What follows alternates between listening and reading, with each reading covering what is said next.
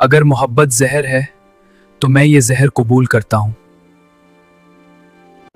अगर आप चाहते हैं कि मैं अपनी नेक्स्ट वीडियो में आपका नाम यूज करूं, तो कमेंट करके बता दें।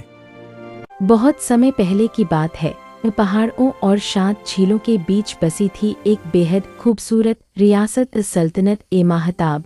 और उस रियासत की जान थी उसकी राजकुमारी आयजा, जिसकी खूबसूरती की मिसालें दी जाती थीं। उसकी आंखें गहरी झील जैसी और उसकी मुस्कान ऐसी कि सबसे अंधेरी रात भी रोशनी से भर जाए। लोग कहते थे और उसे देखकर वक्त ठहर जाता है, लेकिन उस चमकती मुस्कान के पीछे एक खौफनाक राज छिपा था। एक ऐसी बद्दुआ जिसने उसकी जिंदगी को एक तन्हा कैद बना दिया था। कहा जाता था जो भी आयजा से सच्ची मोहब्बत करेगा वो जिंदा नहीं बचेगा, और यही सच उसकी सबसे बड़ी सजा था।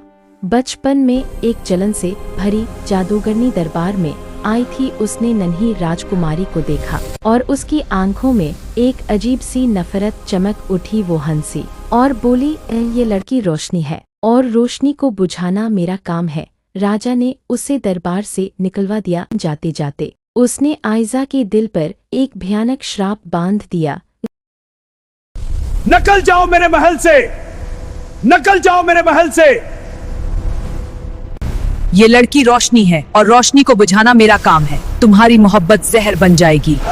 उस दिन के बाद सब कुछ बदल गया। जो भी राजकुमारी के करीब आया वो अजीब तरह से कमजोर पड़ने लगा। पहले लोग डरते थे, फिर फुसफुसाने लगे और आखिरकार ये शहजादी जहरीली है। हाँ सच में?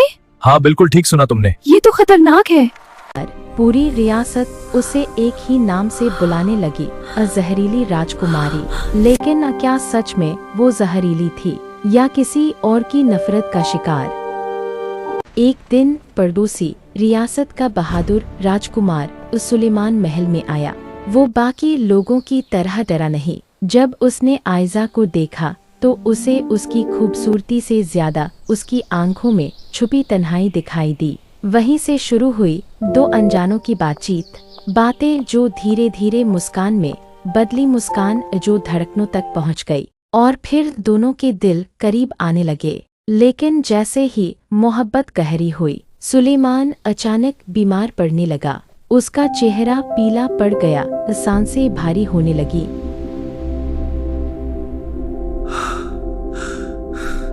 अगर मोहब्बत जहर है तो मैं ये जहर कबूल करता हूँ। राजवैद्य बुलाए गए, इलाज पर इलाज हुआ, लेकिन कोई भी उसे ठीक न कर सका। और तभी आयजा समझ गई ये बीमारी नहीं थी, ये उसी श्राप का असर था जो उसके दिल से बंधा हुआ था। और अब ये मोहब्बत फिर से मौत के सामने खड़ी थी। एक रात आयजा चुपके से महल के गुप्त पुस्तकालय में गई। चारों तरफ सन्नाटा था, पुरानी किताबों की खुशबू और जलती हुई मोमबत्तियों की धीमी रोशनी। वहीं उसे एक प्राचीन किताब मिली। उसने कांपते हाथों से उसे खोला और उसमें लिखा था, श्राप तब टूटेगा जब सच्चा प्यार डर पर जीत हासिल करेगा और दोनों एक दूसरे के लिए कुर्बानी देने को तैयार होंगे। आयजा की सांसें तेज हो गईं। वो समझ गई अगर उसे सुलेमान को बचाना है तो उसे खुद उससे दूर जाना होगा। अगले ही पल दिल टूट रहा था, लेकिन आवाज को सख्त बनाकर उसने कहा, मैं तुमसे नफरत करती हूँ, यहाँ से चले जाओ। मैं जानती हूँ तुम मुझसे बहुत प्यार करते हो, मगर मैं जिससे प्यार करती हूँ वो या तो बीमार हो जाता है या फिर मर जाता है। मैं तुमसे मोहब्बत नहीं करती, मैं नफरत करती हूँ तुमसे। क्या? मुझे तन्हा छोड़ दो। आयजा तुम्हें फिक्र करने की जरूरत नहीं है, मुझे कुछ नहीं होगा। मैं ये खतरा उठाने के लिए तैयार हूँ और जल्द से जल्द मैं तुम्हें भी निजात दिला दूंगा। सुलेमान ने कमजोर आवाज में कहा, अगर तुम नफरत करती हो तो मेरी आंखों में देखकर कहो। वक्त जैसे थम गया। आयजा ने उसकी आंखों में देखा और उसकी पलकों से आंसू बहने लगे। वो झूठ नहीं बोल सकी, क्योंकि नफरत नहीं, वहाँ सिर्फ मोहब्बत थी। या अल्लाह, मैं बहुत परेशान हूँ, शहजादे को जल्द से जल्द ठीक कर दे। उसी पल पूरे महल में एक तेज रोशनी फैल गई। दीवारें कांप उठी, हवा भारी हो गई और अचानक एक जादूगरनी प्रकट हुई। उसकी हंसी पूरे दरबार में गूंज उठी। तुम दोनों इन मोहब्बत को कुर्बान नहीं कर सकते। तुम्हारी कमजोरी वाज़ेह है शहजादा, लेकिन मेरा हौसला नहीं टूटा जादूगरनी। अगले ही पल श्राप टूट चुका था। जादूगरनी दर्द से चीखी, उसकी ताकत बिखरने लगी और वो धुएं में बदलकर हमेशा के लिए गायब हो गई। मोहब्बत आखिरकार डर पर जीत गई थी।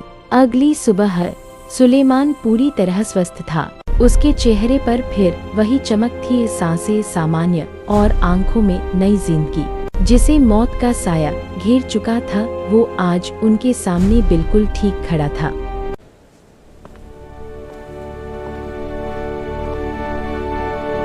तभी राजा ने खड़े होकर ऐलान किया, आज से मेरी बेटी जहरीली नहीं बल्कि हमारी सल्तनत की सबसे बहादुर राजकुमारी है। दरबार तालियों और खुशियों से गूंज उठा। आज हम सब बेखौफ हैं। कुछ ही दिनों बाद पूरे शाही ठाट बाट के साथ आयजा और सुलेमान की शादी हुई। महल रोशनियों से जगमगा उठा।